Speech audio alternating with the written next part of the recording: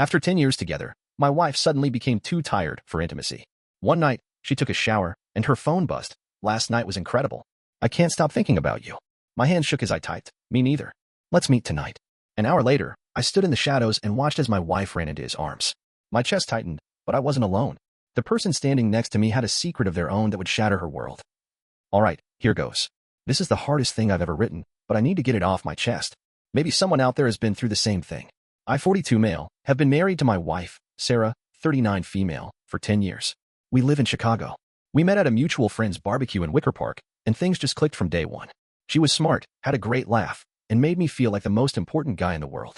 The first few years were amazing. We got married, bought a small place on the north side, and even talked about starting a family. Life felt stable, even easy at times. We traveled, had friends over for wine nights, and built a solid routine. I thought we were happy. About a year and a half ago, things started to shift. Sarah was distant. I'd come home from work, and she'd barely look up from her phone. She started saying she was just tired all the time. At first, I believed her. She'd been working longer hours at the marketing firm she was with, and I figured maybe she was just burned out. I offered to help more around the house, bring her lunch, plan a short weekend getaway, but she always had an excuse. One night, about a month ago, she got home around 10:30 p.m. She said she had a team meeting that ran late. I didn't say much. She seemed off, kind of jumpy. Then she went straight to the shower. While she was in there, her phone buzzed on the nightstand. It was face up. The message lit up the screen. Last night was incredible. I can't stop thinking about you. I just froze. My heart was pounding. My ears were ringing. I stared at the message for what felt like 10 minutes. I shouldn't have, but I picked up the phone. I knew her passcode, same one she'd always used. It opened right up. The message was from someone named Mark. I scrolled back. There were weeks, maybe months of messages. I don't even want to write everything I saw, but it was clear. They weren't just flirting. They were sleeping together. Frequently. While I was home making dinner, she was with him. There were pictures, dates, hotel locations saved. She even sent him a message that said, I can't wait until we don't have to sneak around anymore. I felt like I couldn't breathe. I didn't say anything right away. I couldn't. I needed to be sure. I needed to see it with my own eyes. So I waited. The next time she said she had to work late, I told her I was going to help my brother move some furniture. She left around 8 p.m. She wore more makeup than usual and changed her outfit twice. I pretended not to notice. I waited 10 minutes, then grabbed my keys and followed her. She drove to an apartment building in Lincoln Park. I parked a few spaces behind and waited. 10 minutes later, a guy came out and she ran straight into his arms. They kissed. I felt like the air got sucked out of my lungs. I couldn't move. Then someone knocked on my window. I jumped. I turned, and it was Lisa, Sarah's best friend since college. She looked as shocked as I was. She motioned for me to get out of the car. We walked down the street and stood in the shadows. She asked me, You followed her too? I just nodded. I couldn't even speak. Lisa looked like she was about to throw up. She said, I had a feeling. I came to see for myself. That man, that's my husband. That's Mark. I didn't understand at first. I said, Wait, what? You're Mark. She nodded, biting her lip hard like she was trying not to scream. I thought he was working late too. We stood there for maybe 5 minutes. Silent. Just watching our spouses betray us right in front of our eyes. Lisa eventually said, We need to talk. Not here. We drove to a 24-hour diner nearby and sat in silence for a while. Then we shared everything. All the lies. All the weird stories. The late nights. The sudden disinterest in sex. It all added up. She showed me screenshots of messages she had taken from Mark's iPad, which he forgot to log out of. Same language. Same hotel. Same dates. One of the photos he sent Sarah? It was taken in their bedroom. I recognized the bedsheets because Sarah had mentioned how soft they were after visiting Lisa's house one weekend. Lisa was shaking. I was numb. We agreed not to confront them yet. We needed to get our ducks in a row. Proof. Legal advice. We also needed time to figure out what the hell we were going to do. It's been 3 weeks since that night. We've been keeping in contact. Meeting quietly. Gathering more evidence. Talking to lawyers. I've moved into a friend's guest room for now. Sarah thinks I'm on a work trip. She still sends me goodnight texts like nothing's wrong. Lisa is pretending everything is normal at home too. Mark has no idea we know. They're still meeting up. Still lying to our faces. The thing is, Lisa and we've gotten close. Not in a romantic way. Not yet. But we've been through this hell together, and it's hard not to feel connected to someone when your world is falling apart and they're the only one who understands.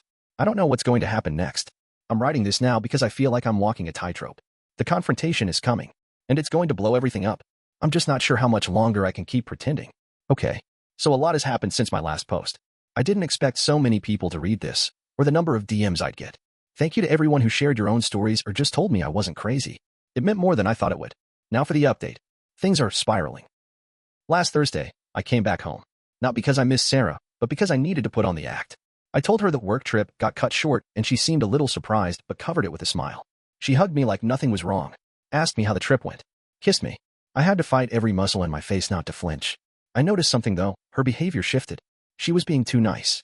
Almost like she felt guilty about something. She cooked dinner, asked if I wanted to watch a movie. We hadn't done that in months, and even crawled into bed close to me. She didn't initiate anything physically, but she stayed close. It was almost worse. Meanwhile, Lisa called me the next day. She was panicking. Mark changed his phone passcode, she said, and he started locking his laptop. I asked if he seemed suspicious. She said no, but he was quieter than usual. More careful. Like he sensed something. That's when we decided it was time to make our move. We met at a coffee shop and agreed. One last tale. One final setup to confirm everything and confront them with no room to lie. The plan was simple. Lisa would tell Mark she was visiting her sister in Oak Park for the weekend. I'd tell Sarah I was flying to a client's site in St. Louis.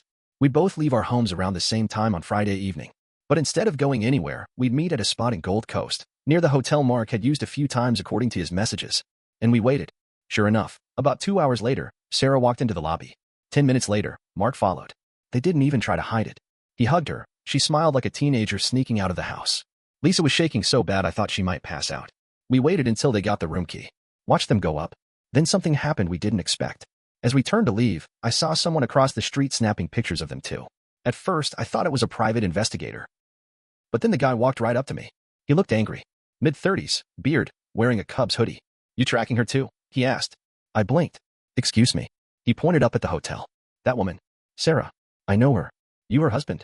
Eric continued. I told Dave to cut it off, but he said she was obsessed. Said she talked about leaving her husband. Wanted him to get a new apartment so they could start fresh. He didn't even know she was married until a week ago. My mind was spinning. Lisa had to sit down on the curb. I just stood there. Couldn't speak. The pieces started falling into place. The late nights. The change in behavior. The constant texting. The extra care with her appearance. It wasn't just one affair. It was multiple. She hadn't just grown distant. She had built an entire secret life. Lisa turned to me and whispered, we can't just confront them. Not like this. She's dangerous. I didn't want to believe it, but it made sense. Later that night, back at Lisa's apartment, she told me something else. Something she hadn't shared before.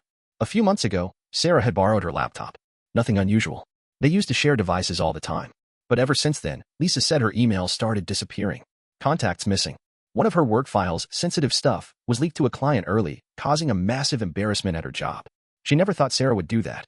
But now it didn't seem impossible. Was Sarah sabotaging her? Was this some long game? Was she planning to leave me and burn her best friend's life to the ground on the way out? That night, I didn't sleep. This morning, I got a call from my bank. There were unusual charges on our joint account. 2 new credit cards had been opened under our shared info. One of them was nearly maxed out on furniture. The delivery address? An apartment I'd never heard of. I looked it up. It's a newly built complex near Logan Square. I drove by. And guess what? The name on the delivery confirmation taped to the door? Sarah Green and David P. That's when it hit me. The other guy. Dave. She wasn't planning to run off with Mark. She was planning to move in with him. All this time, I thought the affair was just with Mark. Maybe some emotional BS. But no. She had a whole plan. A new life. A new apartment. And she was going to steal money from our joint account to fund it. Lisa and I are meeting with a lawyer tomorrow. We're not sure what to do next, but it's no longer about cheating. It's about fraud, identity theft, and maybe more. There's no way I'm letting her just walk away from this. And as for Mark, he has no clue she's been planning to leave him too. I said no. Lisa went quiet. She looked at Amanda, then at me. There's something I didn't tell you, she said, because I wasn't sure if it meant anything. Apparently, months ago, Sarah had gotten drunk during a girls' night and made a weird comment. Something like, if I ever wanted to, I could destroy Mark's career. I've got the receipts. Lisa thought it was just wine-fueled nonsense. But now, in the context of everything, it seemed like a red flag. Amanda looked us both dead in the eye and said, we're not just dealing with infidelity. We may be dealing with coercion. Possibly blackmail. Blackmail? My head started spinning again. That night, Lisa went home to dig through her old backup hard drive. She used to share a cloud folder with Sarah back when they worked on a freelance project together. Most of it was just marketing stuff, pitch decks, ad campaign mockups. But one folder caught her eye. It was hidden in a subfolder buried deep inside another one labeled trip photos. Inside were dozens of screenshots, emails, texts, even a voice memo of conversations that had nothing to do with Sarah or Lisa.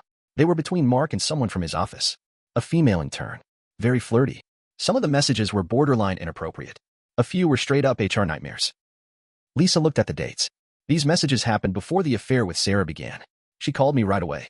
I think she was blackmailing him, she said. I think Sarah knew about these messages. Maybe she even got them off my laptop when she borrowed it. She could have used them to get leverage on Mark. It made sense. That would explain why Mark was so submissive about the affair. Why he didn't seem proud or guilty, he seemed trapped. Like someone doing what they were told. That night, I couldn't sleep again. I went back through Sarah's texts, emails, old photos, looking for anything. And then I found something. A picture of me. I didn't remember it being taken. I was in our bedroom, sitting on the bed, looking at my laptop. It was from an angle low to the floor, like the phone was hidden. I checked the metadata. It was taken 6 months ago. There were 3 more like it. One of me in the shower. Another in the garage. One where I was talking on the phone with a client, pacing in the kitchen. Why was she taking these pictures? Then it hit me. If she blackmailed Mark, who else had she done this to? Was she planning to use these against me? Dave's been missing since Monday, Eric said. What do you mean missing? I mean, he didn't show up to work. His phone is off. His mom hasn't heard from him. Cops filed a wellness check. Nothing. Goosebumps. Full body. Was he hiding? Did he run off with Sarah? Or did something happen to him? I told Lisa. She was speechless. Then she said, we need to check that apartment. We drove to the building in Logan Square. The furniture had been delivered earlier that week. We waited until someone came out and slipped in before the door closed. Sarah and Dave's apartment was on the 3rd floor. We knocked. No answer. Then we tried something bold. Lisa used the emergency contact number from the delivery receipt to call the property manager, pretending to be Dave's sister. Said she hadn't heard from her brother in days and was worried. It worked. A maintenance guy met us and opened the door. The apartment was spotless. Too clean. The kind of clean you only see in a staged home. The couch had never been sat on. The bed was made perfectly. No clothes. No food in the fridge. Just nothing. It wasn't lived in. It was a prop. We found a single key on the counter and a note written in handwriting I didn't recognize. Better safe than sorry. That's it. We left in silence. Now I don't know where Sarah is. She said she had a business trip this weekend. She packed a bag and left this morning. But she hasn't texted or called. Not even a love you. Nothing. I called her work. They said she took personal time. She's not traveling for them. I tried Mark. No answer. I tried Dave. Still MIA. And now I'm sitting here wondering, what the hell is she planning? I don't know what the next move is. But I'm starting to think Sarah isn't just lying or cheating. I think she's dangerous. It all came to a head 3 days ago. Sarah came back from her so-called business trip. I was waiting in the kitchen when she walked through the door, suitcase in hand, sunglasses on, smiling like nothing was wrong. She was humming. I asked her how the trip went. She said it was productive. I nodded, then said quietly, so how's Dave? Her hand froze on the suitcase handle. She looked at me. What? I stared right back. I said, how's Dave? You know, the guy you were supposed to move in with? The guy who disappeared this week. She didn't speak, just blinked. Slowly. Then I stood and handed her the printouts. All of them. Screenshots of the texts. Photos. Receipts. The apartment lease with her name on it. Credit card bills. The hidden folder Lisa found. And finally, the note from the Logan Square apartment. Better safe than sorry. She sat down, pale. I didn't yell. I couldn't. My voice came out flat, like I was outside my own body. I told her everything we'd uncovered. About Mark. About Lisa. About the blackmail. About the photos she took of me without my knowledge. Then I asked, what were you going to do with them, Sarah? Set me up for something. She started crying. First it was soft. Then she sobbed, full on, like her world was falling apart. She said she didn't mean for it to get this far. She admitted to the affair with Mark. Said it started as revenge because she thought I was cheating years ago. Something about a female coworker I trained with for a few months. Total paranoia. We'd argued about it back then, but I thought we'd moved past it.